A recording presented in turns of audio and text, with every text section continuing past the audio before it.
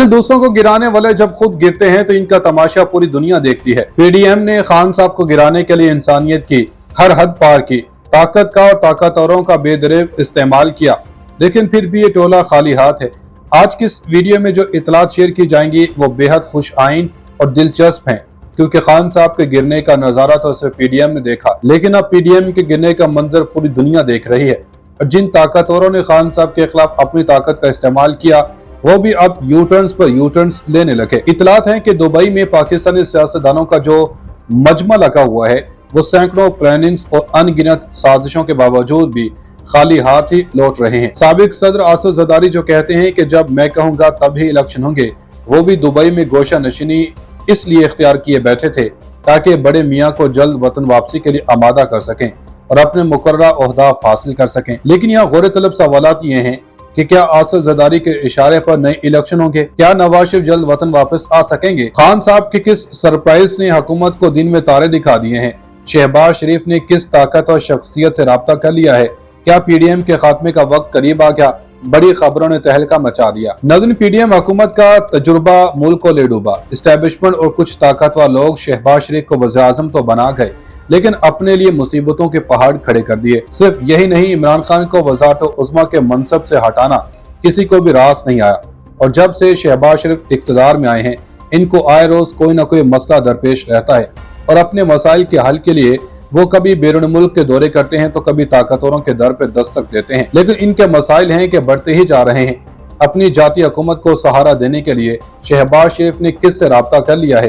खान साहब के master strokes ने जरदारी और नवाज शरीफ को दुबई में खुफिया मुलाकातों पर मजबूर किया। क्या कप्तान की एक बार फिर कौमी असम्बली में दबंग वापसी होने वाली है?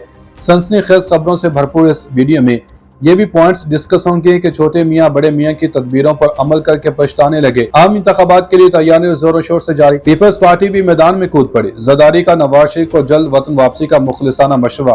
बड़े मियाँ भी सोच में पड़ गए।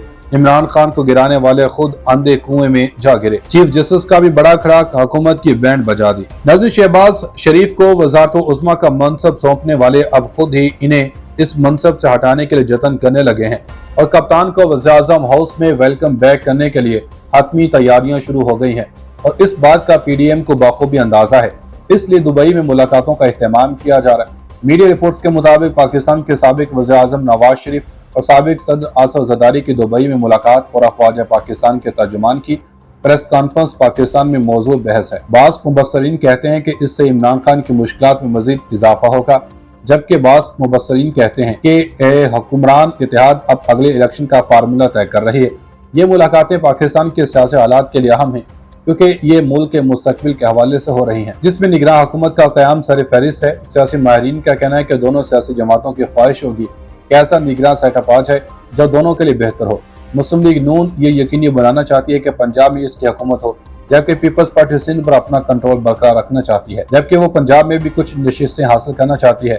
मजीद कहा जा रहा है कि मुस्लिम लीग नून ये यकीनी बनाना चाहती है कि पंजाब में इसकी हुकूमत हो, जबकि पीपल्स पार्टी सिंध पर अपना कंट्रोल बरकरार रखना चाहती है। दोनों सियासी जमातों के लिए चैलेंज पीटीआई और इमरान खान है।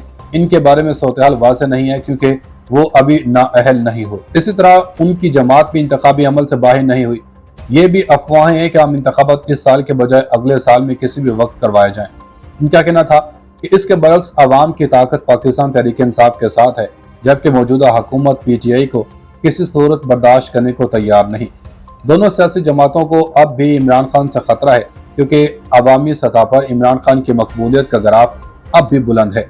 जरदारी नवाज मुलाकात में आइंदा के मामला तय करने की कोशिश की जा रही है। दोनों की ये कोशिश है कि एक ऐसा लाहेअमल बनाया जाए जो दोनों को कबूल हो। दोनों जमातें ही इंतखाबात में जाएं और जीत कर दोबारा हुकूमत में आ जाएं। सियासी जमातों को यह भी खदशा है कि कहीं नए बनने वाली जमाती इस्तेहकाम पाकिस्तान पार्टी को ज्यादा अहमियत न मिल जाए और बड़ी सियासी जमातों को दबाने की कोशिश न की जाए। इस्तेहकाम पाकिस्तान पार्टी से दोनों जमातों को तहफ़्फ़ुज़ात भी हैं और दोनों सियासी जमातों के कायदीन ये चाहते हैं कि ऐसा निगरान सेटअप आए कि अगली हुकूमत बनाने में आसानी हो। नाज़रीन, पीडीएम कहने को तो 13 सियासी जमातों का टोला है, जिसे मजबूत इत्तेहाद बनकर सियासी मुखालिफिन को खुदे लाइन लगाना चाहिए था, लेकिन यहाँ तो सब कुछ ही उल्टा है। 13 जमाती जत्थे को तो खान साहब तन तनहा रगड़ा लगा रहे हैं। मीडिया रिपोर्ट्स ये भी हैं कि फौजी अदालतों में सिविलियन के ट्रायल के खिलाफ केस जस्टिस मंसूर अली शाह के बाद जस्टिस याहिया अफरीदी ने भी फुल कोर्ट बेंच तश्कील देने की सिफारिश कर दी। तफसीलात के मुताबिक फौजी अदालतों में सिविलियन के ट्रायल के खिलाफ केस में 23 जून की अदालती कार्रवाई का तहरीरी हुक्मनामा जारी कर दिया गया। हुक्मनामे के साथ जस्टिस याहिया अफरीदी का इजाफी नोट भी शामिल है।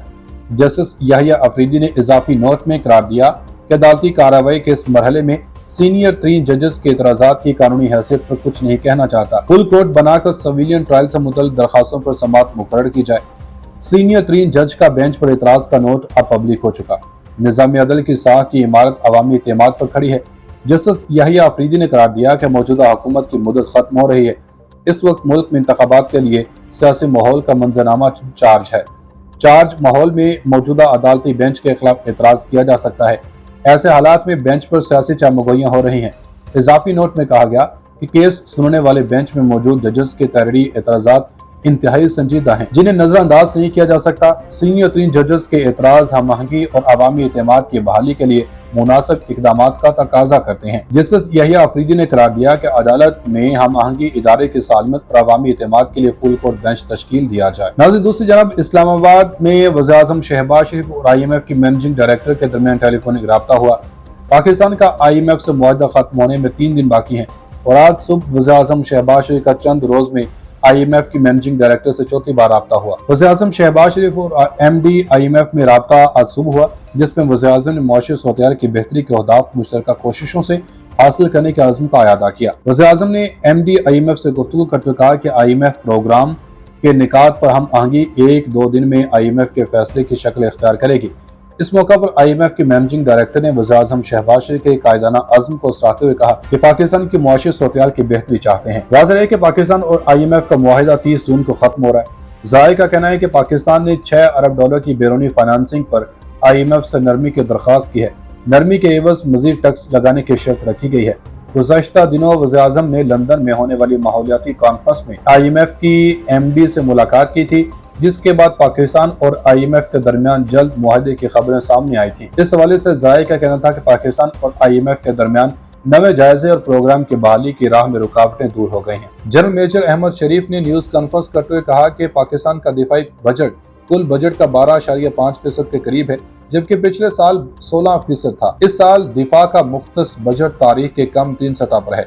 दिफाई बजट में कटौती मईशत के तनासुब से है। मुसल्लह फौज दिफा से बिल्कुल भी अलहदा नहीं समझती, हम मुल्क के मसाइल को साझा समझते हैं। इन्होंने कहा कि इस वक्त 17 मिलिट्री कोर्स काम कर रहे हैं। 102 शरपसंदा का मिलिट्री कोर्स में ट्रायल जारी है। 102 मुलजमान के केसेस सिविल कोर्ट ने मिलिट्री कोर्ट मुंतकिल किए। इन मुलजमान को सिविल वकील करने और सुप्रीम कोर्ट तक अपील करने का हक भी हासिल है। इस वक्त मुल्क भर में 17 स्टैंडिंग मिलिट्री कोर्ट्स काम कर रहे हैं। सानिया 9 मई के जिम्मेदारान को मंतकी अंजाम तक पहुंचाने में रुकावटें डालने वालों के साथ सख्ती से निपटा जाए।